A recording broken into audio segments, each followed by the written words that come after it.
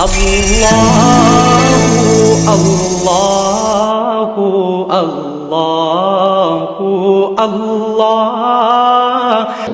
আজকের সেটি হলো খুতবাতে আজকে আমার যে বিষয়টি ছিল সেটি হলো সৎ কাজের আদেশ আর অসৎ কাজের নিষেধ, এই বিষয়ের উপর আলোচনা ছিল। আজকে দার্সে ভিন্ন একটি আলোচনা, সেটি হলো যে বর্তমানে আমাদের এই সামনে বা এখন যেভাবে ছেলেরা গান বাজনায় মত্ত হয়েছে, বিশেষ করে শিক্ষা সফর থেকে নিয়ে যে কোনো বিনোদনমূলক জায়গাতে তারা ভারতের যে ধরনের হিন্দি গান, অশ্লীল নাচ, তারা এগুলো করে সমাজকে কলুষিত করতেছে, সমাজকে ধ্বংস করতেছে। যার জন্য আজকের যে বিষয়টি নির্ধারণ করেছি সেটি হলো বাদ্যযন্ত্র সহ আমাদের মধ্যে যে সমস্ত হারাম কার্যগুলো আছে, বিশেষ করে যুব সমাজের মধ্যে, সেগুলো আমরা ছাত্রদেরকে এবং যুবকদেরকে উদ্দেশ্য করে আজকে মূলত আজকের এই বক্তব্যটা আমি পেশ করব ইনশাআল্লাহ তাআলা। আপনারা জানেন যে বাদ্যযন্ত্র সেটি আল্লাহ তাআলা হারাম করেছেন, আল্লাহ রসুলও হারাম করেছেন। এখানে আল্লাহ তাআলা সূরা লোকমানের 6 নম্বর আয়াতে আল্লাহ তাআলা বলতেছেন, ওয়ামিনান নাসি মান ইয়াশতারি লাহুয়াল হাদিস। আল্লাহ তাআলা বলতেছেন কিছু লোক যারা আছে তারা খেল তামাশাকে ক্রয় করে নিয়েছে, তার মানে তারা গান বাজনায় মত্ত হয়েছে। এই কারণে যে লিউদিল্লা আন সাবিলিল্লাহি, যাতে করে মানুষদেরকে তারা পথভ্রষ্ট করে দেয়, তারা পথ হারা করে দেয়। এবং এগুলো নিয়ে কি করে তারা হাসি তামাশা, ঠাট্টা বিদ্রুপ এগুলো তারা করে থাকে। তো তাদের ব্যাপারে আল্লাহ তাআলা বলতেছেন, উলাইকা লাহুম আযাবুম মুহিন। আল্লাহ তাআলা তাদের জন্য তৈরি করে রেখেছেন অপমানজনক শাস্তি। অর্থাৎ এই ধরনের ছেলেদের জন্য, এই ধরনের লোকদের জন্য আল্লাহ তাআলা শাস্তির বিধান করে রেখেছেন। আপনারা জানেন যে রাসূলুল্লাহ সাল্লাল্লাহু আলাইহি ওয়াসাল্লাম একটি হাদিসে তিনি উল্লেখ করেছেন, বুখারী হাদিস 95 নম্বর হাদিস। আল্লাহ রসুল সাল্লাল্লাহু আলাইহি ওয়াসাল্লাম বলছেন যে লা ইয়াকুনান্না মিন উম্মতি আকওয়ামুন আস্তাহিল্লুনাল হিরা ওয়াল হারির ওয়াল খামরা ওয়াল মাআজিফ। বুখারীর হাদিস 5590 নম্বর হাদিস। আর তাহকিকে মিসকাতের হাদিস নাম্বার হচ্ছে এই 4503 নম্বর হাদিস। তো এখানে আল্লাহ রসুল সাল্লাল্লাহু আলাইহি ওয়াসাল্লাম বলছেন যে আমার উম্মতের মধ্যে অবশ্যই একটি জাতির, একটি গোষ্ঠীর আবির্ভাব ঘটবে যারা হালাল করে নেবে, ইস্তাহিল্লুনাল হিরা ওয়াল হারির, যারা জেনা ব্যভিচারকে হালাল করে নেবে এবং যারা কি করবে, রেশমকে যারা হালাল করে নেবে, মানে যেটা গরদ কাপড় আমরা বলি। এরপরে ওয়াল খামর, এবং যেটা মাদকতা শক্তি, রস মদ যত রকমের মাদকতা আছে, সেগুলো যারা হালাল করে নিয়েছে। ওয়াল মাআজিফ, এবং বাদ্যযন্ত্র যারা এটা হালাল করে নিয়েছে। অর্থাৎ আমার উম্মতের মধ্যে এই ধরনের লোকের আবির্ভাব ঘটবে যারা হালাল জিনিসকে হারাম জিনিসকে তারা হালাল মনে করে এই সমাজের মধ্যে কি করবে, প্রতিষ্ঠা করবে। আজকে আমাদের সমাজে দেখা যায় যে এই যুব সমাজ যারা, এরা কিছু যুব সমাজ আছে, যুবক যারা আছে, তারা এই দিনটাকে সৌন্দর্যমণ্ডিত করার জন্য তারা আপ্রাণ চেষ্টা করতেছে, তারা ভালো পথে মানুষদেরকে আহ্বান করতেছে এবং অন্যায় কাজ থেকে তারা বিরত রাখার চেষ্টা করতেছে। এক ধরনের যুব সমাজ যারা, তারা অশ্লীলতা, গান বাজনা, তারপরে মাদকতা শক্তি, যত গান বাজনা থেকে নেই যাবতীয় অশালীন কথাবার্তা থেকে এই যুব সমাজ কী করছে, বেঁচে আছে। পক্ষান্তরে অধিকাংশই যুব সমাজ যারা গান বাজনায় কি মত্ত হয়ে যাচ্ছে। যেমন এখন এই মৌসুমে ব্যাপক হারে শিক্ষা সফর করছে ছেলেরা। দেখবেন যে কিছু মাদ্রাসার ছাত্ররা ব্যতিরেকে যারা স্কুল কলেজ বা অন্যান্য প্রতিষ্ঠান থেকে যারা কি করছে, শিক্ষা সফরে আছে, শিক্ষা সফরে যাওয়ার আগেই তারা কন্ট্যাক্ট করছে, তারা সাউন্ড বক্স নিয়ে বিভিন্ন রকমের বাদ্যযন্ত্র গাড়িতে উঠিয়ে শুধু গান বাজনা শোনা নয়, তারা কি করতেছে, ওখানে নাচ গান করতেছে। তারা ওখানে নাচ গান ড্যান্স দিচ্ছে গাড়ির মধ্যে। এইভাবে সারা রাত্রি তারা এই শয়তানি খেল তামাশায় তারা কি মত্ত হয়ে যাচ্ছে, যার কারণে তারাই কিন্তু আমাদেরই ছেলে, আপনাদেরই ছেলে। আজকে এই বাংলাদেশের মুসলিম যারা যুব সমাজ ধ্বংস হওয়ার একটি মূল কারণ হলো যে তারা এই ধরনের হারাম জিনিসের সাথে তারা জড়িয়ে পড়েছে এবং হারাম জিনিসকে তারা হালাল মনে করে তারা কি ব্যবহার করতেছে। যেমন কিছু যুব সমাজকে দেখা যায় যে তারা প্রকাশ্যে তারা স্বর্ণের চেন, স্বর্ণের আংটি, তারপরে গরদ যেটা রেশমি কাপড় তারা পরিধান করছে, নির্দ্বিধায় তারা এগুলো কি ব্যবহার করতেছে। অথচ আল্লাহ রসুল সাল্লাল্লাহু আলাইহি ওয়াসাল্লাম এই দুইটি জিনিসকে এই উম্মতে মুহাম্মাদির পুরুষদের জন্য আল্লাহ রসুল সাল্লাল্লাহু আলাইহি সাল্লাম কী করেছেন? হারাম ঘোষণা করেছেন। আল্লাহ রসুল সাল্লাল্লাহু আলাইহি সাল্লাম বলছেন, হাযানে হারামানে আলা যুকুরি উম্মতি হিল্লুল ইনাসিহিম। এরওয়াল গালিলে হাদিসটি বর্ণিত হয়েছে। আল্লাহ রসুল সাল্লাল্লাহু আলাইহি ওয়াসাল্লাম বলছেন এই দুইটি জিনিস, একটা হলো রেশম আর একটি হলো স্বর্ণ, এই দুইটি বস্তু হচ্ছে আমার উম্মতের পুরুষদের জন্য এটি হারাম। আমার উম্মতের পুরুষদের জন্য এই স্বর্ণ ব্যবহার করা হারাম এবং রেশমের যে কোনো কাপড় পরিধান করা কি হারাম। সেটি শুধুমাত্র হালাল হলো হিল্লুল ইনাসিহিম, নারীদের জন্য, এই উম্মতের নারীদের জন্য আল্লাহ তাআলা এটা কি করছেন? হালাল করে দিয়েছেন।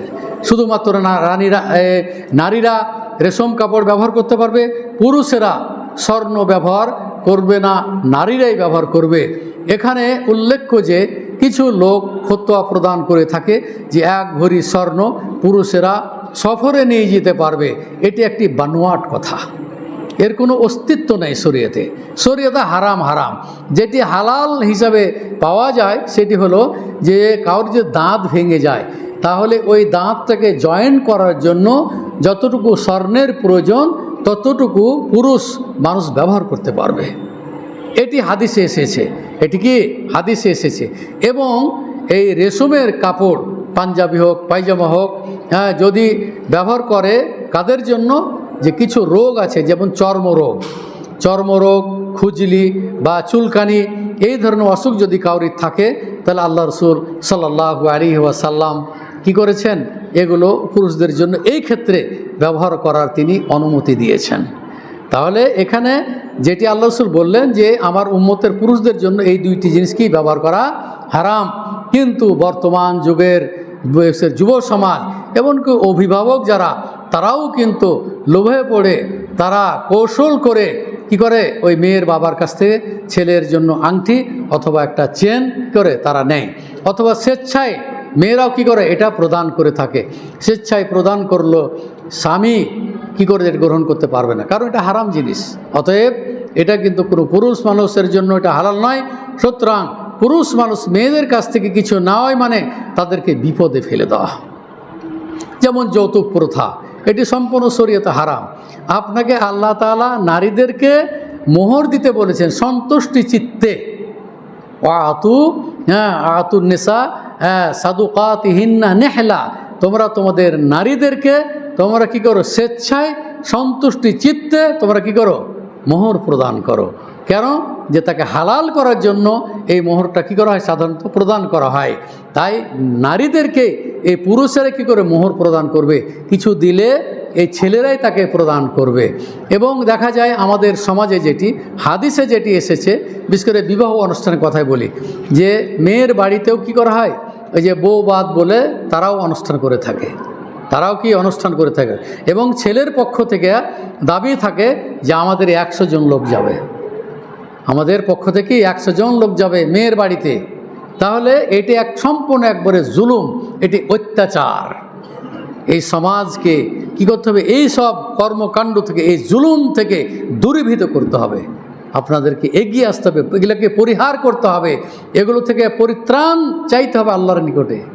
আপনি যদি অভিভাবক হিসাবে, আপনি যদি ধরেন দায়িত্বশীল, আপনি আপনার বিআইকে বা মেয়ের বাবাকে আপনি বিপদের মধ্যে কোনো ক্রমে ফেলবেন না। আল্লাহ রাসূল বলছেন, ইত্তাকু জুলমা ফাইন্না জুলমা জুলুমাতুন ইয়াউমাল কিয়ামা, তোমরা জুলুম করা থেকে, অন্যায় করা থেকে তোমরা বেঁচে থাকো। আর এই জুলুম, এই অন্যায় কিয়ামতের দিন চারিদিক থেকে অন্ধকার হয়ে নেমে আসবে, আপনাকে অন্ধকার আচ্ছন্ন করে ফেলবে। এটা একটা জুলুম। সুতরাং মেয়ের বাড়িতে কোনোরূপ এই ধরনের অনুষ্ঠান করা যাবে না, এগুলো থেকে বিরত থাকার চেষ্টা করতে হবে। অলিমা যেটা, সেটা হলো ছেলের বাড়িতে বিয়ের পরের দিন ছেলের বাড়িতে যে খাওয়ার অনুষ্ঠান করা হয় সেটা হলো মূলত অলিমা। সেটা কি? এটা হলো অলিমা। আর আমরা অলিমা বলি ওই বিবাহের দিন ওই যে বাতাসা বা খাগড়াই বা মিষ্টি বা খেজুর যেগুলো আমরা দিয়ে থাকি, এটা কি মানুষে অলিমা মনে করে। আপনি যদি বিয়ের কার্ডে লেখেন যে আপনাকে অলিমার দাওয়াত দিলাম, তাহলে মনে করবে যে অলিমা কেন, মানে ভাষাটা এইভাবে তারা বলে অলিমা কেন, এখানে বউ ভাত বলতে হবে। বউ ভাত এটা মুসলমানদের ভাষা নয়, এটা দাওয়াত, অলিমার দাওয়াত, এই কথাটাই লিখতে হবে যে আপনি আমাকে এই বিবাহ পরবর্তী অনুষ্ঠান, হ্যাঁ আমার ছেলের তাদেরকে বিয়ে সম্পন্ন হয়েছে, আগামীকাল আপনাকে তার অলিমার দাওয়াত দিলাম। আপনাকে এইভাবে কার্ড লিখতে হবে। বউ ভাত এটা হলো হিন্দুদের কৃষ্টি কালচার, এই বউ ভাত এই ভাষা পরিত্যাগ করতে হবে আপনাকে, এগুলো থেকে আপনাকে বিরত থাকতে হবে। তাহলে আমি যেটা বলতে চাচ্ছিলাম যে অলিমা যেটা, সেটা হলো বিয়ের পরের দিন ছেলের বাড়িতে যে অনুষ্ঠানটা করা হয় সেটা হলো কি, এটি হলো অলিমা। আর বর্তমানে অলিমা যেটি, সেটি হচ্ছে যে আমাদের এই বর্তমান যুগে যেটি দেখা যায় যে এখানে কিন্তু অলিমা অনুষ্ঠানে ছেলে মেয়েদেরকে আপনি একাকার করে দিচ্ছেন। একই জায়গাতে ছেলে বসে মেয়ে বসে, একই টেবিলে এই সাইডে মেয়ে এদিকে ছেলে, এইভাবে আপনি অনুষ্ঠান করতেছেন। অর্থ আল্লাহ রসুল সাল্লাল্লাহু আলাইহি ওয়াসাল্লাম ইখতিলাত, সংস্পর্শ, নারীদের সাথে একসাথে বসতে আল্লাহ রসুল নিষেধ করেছেন। লা ইয়াখলুওয়ান্না রাজুলুন বিইমরাতিন ইল্লা কানা সালিসুহা শাইতান, নির্জনে বা নারী বা পুরুষ একত্রিত হয়ে বসতে পারবে না, নিষেধ। যেমন 10 বছর বয়সে কি করা হয়, এই বিছান আলাদা করতে বলেছি, কারণ একটাই, সেটা হলো যাতে করে ওই নারী পুরুষ পরবর্তী যেন ব্যভিচারে লিপ্ত না হয়ে যায়। এখানে আপনি একজন দায়িত্বশীল, আপনার বাড়িতে অলিমার অনুষ্ঠান হচ্ছে, আপনি যদি ওই যেগুলোতে বিবাহের অনুষ্ঠান করা হয় সাধারণত, সেখানে যদি আপনি বলে দেন কমিউনিটি সেন্টারে, যে আপনি বলে দেন যে মেয়েদের জায়গা আলাদা করতে হবে, ছেলেদের জায়গা আলাদা করতে হবে, মেয়েরা ওখানে পরিবেশন করবে, ছেলেরা ওখানে পরিবেশন করবে, একথা বললে কিন্তু তারা এটা মেনে নেবে। তাদের খরচ যেটা সেটা আপনি দিবেন। এইভাবে এখানে একটা বিয়েতে গিয়েছিলাম, এই যে বিজেপির ওই যে কমিউনিটি সেন্টার আছে এখানে নদীর ধারে, তো ওখানে দেখলাম যে একসাথে বসিয়ে দিয়েছে। তো কয়েকজন লোক দেখলাম তারা ভালো সোচ্চার, কিন্তু বলছে না এটা করা যাবে না, মেয়েদের আলাদা ব্যবস্থা করো। আলাদা তখন কী করলো, তারা মেয়েদের ব্যবস্থা করলো, ছেলেরা আলাদাভাবে বসলো। তাহলে দেখুন তৎক্ষণাৎ কিন্তু একটা সিদ্ধান্ত নিল, এবং ওখান থেকে কিন্তু অনেক বেবিচার থেকে বাঁচিয়ে দিল, চক্ষু জেনা থেকে বাঁচিয়ে দিল। তা আপনি পারবেন না কেন? আপনি যদি বলে দেন তাহলে এই সমাজ কী হয়ে যাবে, আলোকিত হয়ে যাবে। এই অন্ধকার সমাজকে আপনাকে আলোকিত করতে হবে, এগুলো আপনি পারবেন। পরিবর্তন করার আপনারই ক্ষমতা আছে। সুতরাং আপনি একজন দায়িত্বশীল হিসাবে আপনার ছেলে মেয়েদের যখন আপনি বিয়ে দেবেন, তখন অবশ্যই এই ধরনের অনুষ্ঠান আপনি করবেন, যাতে করে ইসলামী সমাজ হিসাবে যেন প্রতিষ্ঠিত হয় এবং আপনি যেন ইসলামী সমাজকে প্রতিষ্ঠিত করতে পারেন, এইভাবে আপনার মনোভাব আপনি তৈরি করুন। এবং আপনি জেনে রাখুন যে অলিমার খাদ্যের মধ্যে যদি কোনো গরিব মানুষ যদি থাকে এবং তাকে আহ্বান করেন, এবং বিনা গিফটে যদি আপনি দরিদ্র মানুষকে দাওয়াত দেন, নিয়ম হলো যে গিফট ছাড়াই আপনাকে অলিমা খাওয়াতে হবে, এটাই হলো শরীয়তের বিধান। আল্লাহ রসুল সাল্লাল্লাহু আলাইহি ওয়াসাল্লাম বলছেন, আশারুত তাআম তাআমুল অলিমা, সবচেয়ে নিকৃষ্ট খাবার হচ্ছে ওই অলিমার খাবার যেই খাবার ইউদআ লাহাল আগনিয়া ওয়া ইউতরাকু লাহাল ফুকারা, যেখানে শুধুমাত্র ধনীদেরকে বেছে বেছে দাওয়াত দেওয়া হয় আর গরিবদেরকে কী করা হয়, বাদ দেওয়া হয়। কারণ যে গরিব মানুষ গিফট দিতে পারবে না, এই জন্য আপনি গরিব মানুষকে দাওয়াত দেন নাই। যদি দিয়ে থাকেন তাহলে লজ্জায়, চক্ষু লজ্জা, সে আসতে পারে না। সবাই গিফট দিচ্ছে, ও গিফট দিতে পারবে না, গরিব মানুষ। নিকৃষ্ট খাবার এটা কি বলেছেন। সুতরাং আপনার উদ্দেশ্য হবে, আপনার জন্য দোয়া করবে যে সমস্ত লোকেরা এই অলিমায় অংশগ্রহণ করেছে, আপনার জন্য তারা দোয়া করবে, বর কনের জন্য দোয়া করবে, বারাকাল্লাহু লাকুমা, বারাকাল্লাহু লাকা, হ্যাঁ বারাকাল্লাহু লাকা বলে কি করবে, আপনার জন্য কনে এবং বরের জন্য কি করবে, দোয়া করবে। তাহলে বারাকাল্লাহু লাকা ওয়া আলাইকা, তোমার এবং তোমার স্ত্রীর পর আল্লাহ তাআলা বরকত দান করুন, এবং তোমাদের উভয়কে দাম্পত্য জীবনে যেন সুখময় করেন। এটা দোয়া। তো এই দোয়াটা তো আপনি চাইবেন যে আমার ছেলে মেয়ে তাদের যেন দাম্পত্য জীবন যেন সুখময় হয়, এটা তো আপনি কামনা করবেন। যদি আপনার ছেলের যদি মেয়ের যে দাম্পত্য জীবন যদি সুখময় না হয়, তাহলে সারা জীবন যন্ত্রণায় ভুগবে এবং তালাক হয়ে যাবে। সুতরাং দোয়ারও দরকার আছে। অতএব আপনি ডিজিটাল ফকির না সেজে, গিফটের ব্যবস্থা না করে, আপনি পারলে 10 জনকে খাওয়ান, কিন্তু গিফট ছাড়াই আপনি ব্যবস্থা করেন। আল্লাহ তাআলা আপনার রুজির মধ্যে বরকত দান করবেন, আপনার ছেলে মেয়েদের জন্য কি আল্লাহ তাআলা বরকত দান করবেন। এইভাবে সমাজকে গড়ে তুলতে হবে। এই অন্যায় যেগুলো হচ্ছে সেগুলো থেকে বিরত রাখতে হবে, দূরীভূত করতে হবে। ডুলিবিকে আপনি নিয়ে যান, বাধা নেই, কিন্তু পর্দা সহকারে ডুলিবি নিয়ে যান। বিউটি পার্লারে গিয়ে সৌন্দর্য প্রদর্শন করে যত লোক দেখবে সবাই ব্যভিচারে লিপ্ত হবে। এগুলো দূরীভূত করুন। আপনি পারবেন এগুলো করতে। আপনি অর্ডার দিবেন যে যারা যাবে ডুলিবিবি, তাদেরকে বরের সাথে যে মেয়েরা যায় তাদেরকে ডুলিবি বলে। যারা এই ধরনের মেয়ে যেতে চায় তারা বোরকা পরিধান করে যাবে। বোরকা পরিধান করছে, আবার নতুন একটা ডিজাইন উঠেছে, বোরকা পরিধান করছে। আবার গয়না, যেগুলো নকল গয়না, এখন তো আসল গয়না ব্যবহার খুব কমই করে, কারণ এখন ছিনতাই হচ্ছে, রাহাজানি হচ্ছে, প্রকাশ্যে মেয়েদেরকে বাস থেকে নামিয়ে ধর্ষণ করছে। নাউজুবিল্লাহ মিন যালিক। রাজশাহীগামী একটা বাসে এই যে 2 দিন আগেরই ঘটনা ঘটেছে। এটা আমরা জাহিলিয়াত যুগ আমরা ছড়িয়ে গিয়েছি। ওখানে ভরপুর বাস লোক, অথচ 2টা মেয়েকে তারা জোরপূর্বক নামিয়ে তারা কি করেছে, বাসের পিছনে নিয়ে যা ধর্ষণ করেছে। চুপ করে কেউ কোনো কথা বলতে, সব চুপচাপ। তাহলে কিভাবে আপনি অন্যায় প্রতিরোধ করলেন? কিভাবে আপনি একজন মুসলমান, সবাই ভয় করেছে, নামলে হয়তো আমাকে মেরে ফেলে দেবে। এই যুগে আমরা পড়ে গিয়েছি। আল্লাহ রাসূল সাল্লাল্লাহু আলাইহি ওয়াসাল্লাম বলছে, লা ইয়াতি জামানুন ইল্লাল্লাযী বা'দাহু শাররুম মিনহু। এমন এক যুগ আসবে মানুষ কি আরও নিকৃষ্ট হয়ে যাবে, মানে যুগ যত আসবে মানুষ তত খারাপ হয়ে যাবে, ভালো হওয়ার আশা নেই। আমরা সেই যুগে পড়ে গিয়েছি। আল্লাহর কাছে সবসময় দোয়া করবেন, দোয়া চাইতে হবে যে আল্লাহ তুমি আমাদেরকে এই ফিতনা থেকে আল্লাহ তুমি আমাদেরকে রক্ষা করো, এই ফিতনা ফাসাদ থেকে কী করো, আল্লাহ তুমি আমাদেরকে রক্ষা করো। আল্লাহ রাসূল সাল্লাল্লাহু আলাইহি ওয়াসাল্লাম বলছেন, আপনি কোনো অনুষ্ঠান করছেন, যুব সমাজ যারা অনুষ্ঠান করছে তারা নর্তকী নিয়ে আসছে ভাড়া করে টাকা দিয়ে। আল্লাহ রাসূল সাল্লাল্লাহু আলাইহি ওয়াসাল্লাম বলছেন যে লা তাবিউল কাইনাত ওয়ালা তাশতারুহুন্না ওয়া সামানুহুন্না হারামুন। আল্লাহ রাসূল সাল্লাল্লাহু আলাইহি ওয়াসাল্লাম বলছেন যে তোমরা নর্তকীকে কিনা বেচা করিও না, তাদেরকে টাকা পয়সা দিয়ে তোমরা নিয়ে আসো না। যেই সমস্ত নর্তকীরা এই ধরনের অন্যায় অশ্লীল অশ্লীলতা প্রদর্শন করে যারা কিছু টাকায় কামাই করতেছে, আল্লাহ রাসূল সাল্লাল্লাহু আলাইহি ওয়াসাল্লাম বলছেন সামানুহুন্না হারামুন, তাদের উপার্জন হারাম, জীবনটাই হারাম, হারাম কাজে লিপ্ত এবং হারাম উপার্জনও কি লিপ্ত।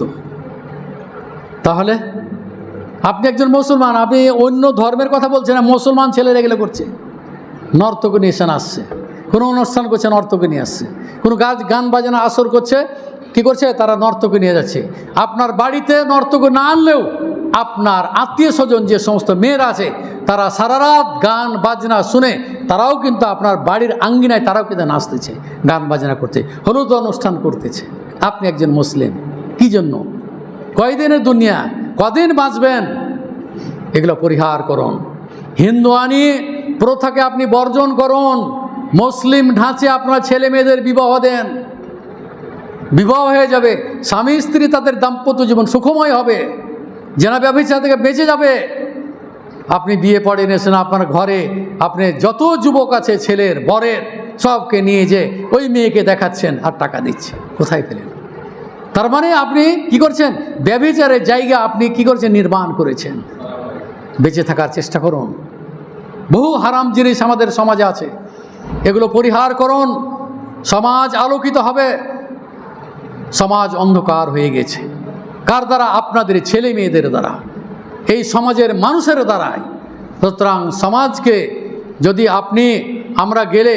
আমরা যখন কোনো বিয়ে পড়াতে যাই তখন কিন্তু আমরা বলে দিই যে বিবাহ পড়ার নিয়ম কিন্তু এইটা, সেইভাবে আমরা বলে দিই। অনেক মানুষ এটা মানতে চায় না। আমরা বলি যে এখানে বসে ওয়ালির মাধ্যমে 2 জন সাক্ষী নিয়ে বিবাহ, ওয়ালি বলবে হ্যাঁ বিয়ে দিলাম, বিয়ে পড়ে, নিজে যে পড়াতে পারে আলহামদুলিল্লাহ, না পারলে আলেমকে দিয়ে পড়াবে, ওখানেই বিয়ে সম্পন্ন হয়ে যাবে। মেয়ের কাছে গিয়ে বিয়ে পড়ানোর কোনো বিধান নেই। এটা সমাজে করেছে, এটা প্রচলিত সমাজ। একটা বিয়ে ওরকম পড়িয়ে গন্ডগোল লাগিয়ে দিল, বলছে মেয়ে কবুল করলো কি না করলো আমরা তো জানতে পারলাম না। কি বলবেন আপনি? গন্ডগোল লাগিয়ে দিল, বোঝাবার চেষ্টা করলাম, শেষে ওখানকার মুয়াজ্জিনকে পাঠিয়ে আমি কি বলছে শোনো, আমি কিন্তু বিয়ে পড়ে দিয়েছি, বিয়ে হয়ে গেছে, এখন যেটা বেদাতি ওরা কাজ করতে চাচ্ছে, তুমি যাও এই ফিতনা থেকে বাঁচার জন্য, কিন্তু আমি যাব না। তাহলে এই বিবাহর মধ্যেও কি আছে? গন্ডগোল আছে।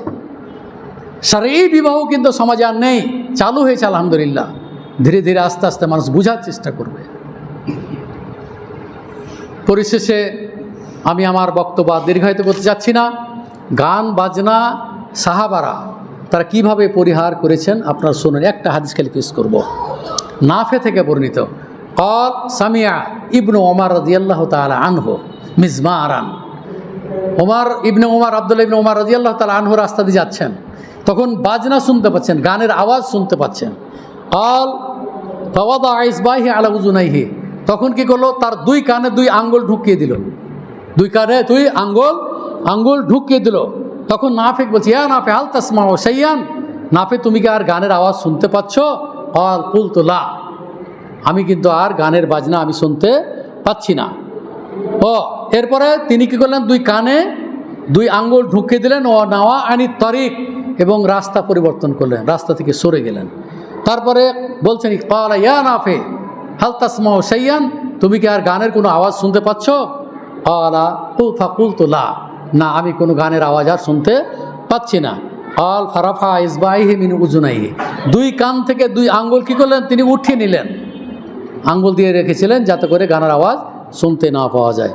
অকাল, তারপর আব্দুল্লাহ ইবনে উমর সাহাবী, তিনি বলছেন যে কুনতু মা'আন নবী সাল্লাল্লাহু আলাইহি সাল্লাম, আমি নবী করিম সাল্লাল্লাহু আলাইহি সাল্লামের সাথে একদিন ছিলাম। ফাসামিয়া মিসলা হাযা ফাসানা মিসলা হাযা, বলছে শুনে যেভাবে তিনি করেছিলেন, আমি যেভাবে করলাম তিনিও কি সেইভাবে করেছেন। আল্লাহ রাসূল যেভাবে গান শুনে কানে হাত দিয়েছিলেন, আমিও ঠিক এই গানের যখন আওয়াজ আসলো কানে হাত দিয়ে আমি কি করলাম? সেটাকে বন্ধ করে দিলাম, যাতে করে গানের আওয়াজ আমি শুনতে না পাই। তো দেখুন সাহাবারা কি করেছেন? এই গানের আওয়াজ থেকে, বাজনা থেকে তারা দূরে সরে গিয়েছে। আজকে আমরা কি করছি? কাছে নিয়ে নিচ্ছি। এবং আপনি বলতেছেন যে এই ছেলেমেয়েরা আনন্দ করছে, এটা অসুবিধা কি? একদিনের ব্যাপার। আর একদিনে যে পাপ করলেন, এই পাপের কারণে আপনাকে জাহান্নামে আল্লাহ তাআলা নিক্ষেপ করুন। আপনি বলছেন আনন্দ করছে, আনন্দ করুন, কোরআন তেলাওয়াত করে আনন্দ করুন, আনন্দ করুন। আপনি কি কোনো ইসলামী বক্তৃতা শুনে আপনি আনন্দ করুন? ওই আনন্দ নয়, এগুলো হলো পাপের জন্য আপনার বাড়িটাকে পাপখানা করে দিয়েছেন। এই পাপের দায়ভার আপনাকে বহন করতে হবে। তাই আসুন, যে সমস্ত শ্রোতামণ্ডলী এখানে উপস্থিত আছেন এবং আমার বক্তব্য যারা ইউটিউবে শুনছেন, আপনাদের প্রতি আমার অনুরোধ থাকবে, বিশেষ করে যে সমাজকে আলোকিত করতে হলে কিছু যুবকের প্রয়োজন। যেই যুবক এই সমাজকে সংস্কার করবে, যেই যুবক এই গান বাজনাকে কি করে দূরীভূত করবে সমাজ থেকে, ওই সমস্ত যুবক যারা নারী পুরুষ একত্রে স্কুল কলেজ মাঠে একত্রিত বসে তারা কি প্রেমালাপ করতেছে, তাদেরকে তারা উৎখাত করবে।